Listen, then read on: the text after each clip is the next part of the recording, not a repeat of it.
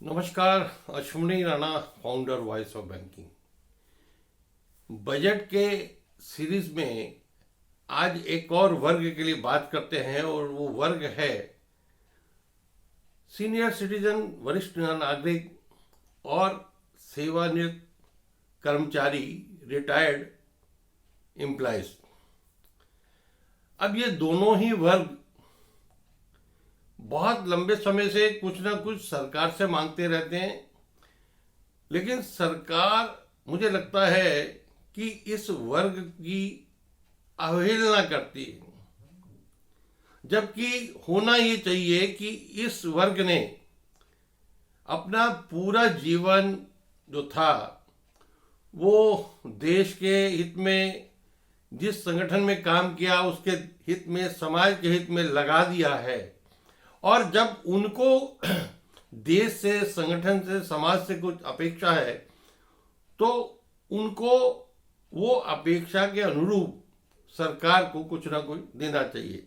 बहुत छोटे छोटे इश्यूज हैं इन लोगों के कि जो चाहे बैंक एम्प्लॉइज हों या बाकी लोग हों जिनकी पेंशन रिवाइज नहीं होती, यानी रिटायरमेंट हो गई, एक पेंशन फिक्स हो गई, वर्षों तक वो पेंशन चलती है, उसका कोई रिवीजन नहीं होता, पेंशन बढ़ती नहीं है।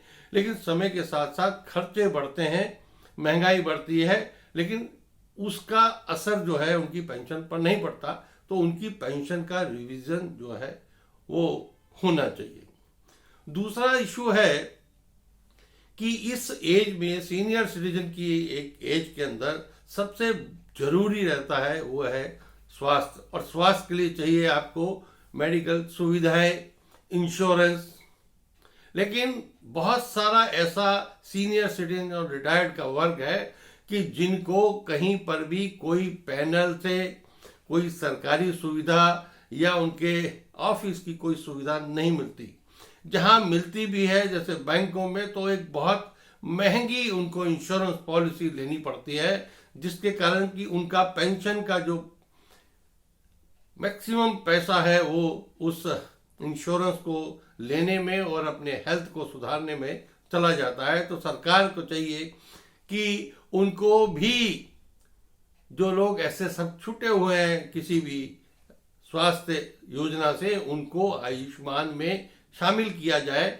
चाहे आयुष्मान में शामिल करने के लिए उनसे नॉमिनल आप चार्जेस ले लें, लेकिन उनको भी एक लगे कि हमें भी जरूरत पड़ने पर कोई इस प्रकार की स्वास्थ्य की सुविधा के लिए हमें चिंता करने की जरूरत नहीं। एक और मुद्दा है वो सीनियर सिटीजन और रिटायरीज के लिए भी है, बाकी लोगों के लिए जो इंश्योरेंस है वो डे बाय डे, जो इंश्योरेंस पॉलिसीज हैं वो महंगी होती जा रही हैं। और उस महंगी के साथ साथ उसके ऊपर जो जीएसटी है 18%, उसके कारण और महंगी लगती है। तो सरकार ने कई बार सोचा है, लेकिन बहुत सारी रुकावटें उसमें मुझे लगता है जीएसटी काउंसिल में आ रही हैं। लेकिन तुरंत सरकार को उसके ऊपर निर्णय लेकर जो कम से कम जो सीनियर सिटीजन और रिटायर्ड एम्प्लॉइज की जो इंश्योरेंस पॉलिसी है उसका जो जीएसटी है उसको खत्म करना चाहिए, या नॉमिनल 1-2%, 4% लेकर उनको जो है वो सुविधा देनी चाहिए। एक और सुविधा की मांग वर्षों से सीनियर सिटीजन कर रहे हैं, वो ये है कि जो रेलवे में और एयर में पहले उनको कंसेशन मिलती थी ट्रेवलिंग की, वो सरकार ने बंद कर दी है। अब इस स्टेज में आकर ही जो है, जो वरिष्ठ नागरिक हैं, सीनियर सिटीजन हैं, उनके पास समय रहता है कि वो कोई यात्रा कर सकते हैं, वो तीर्थ यात्रा कर सकते हैं, क्योंकि नौकरी में रहते हुए उनके पास ऐसा समय नहीं होता कि वो कहीं पर घूमने जाएं। तो उनको इस समय में जब इस प्रकार की यात्रा करने की जरूरत है, और रेलवे के अंदर अगर इस प्रकार की सुविधा को सरकार रिस्टोर करती है इस बजट में, तो जो रिटायरीज हैं, पेंशनर्स हैं, उनको एक अच्छा लाभ मिल सकता है। तो ये कुल मिलाकर एक छोटी छोटी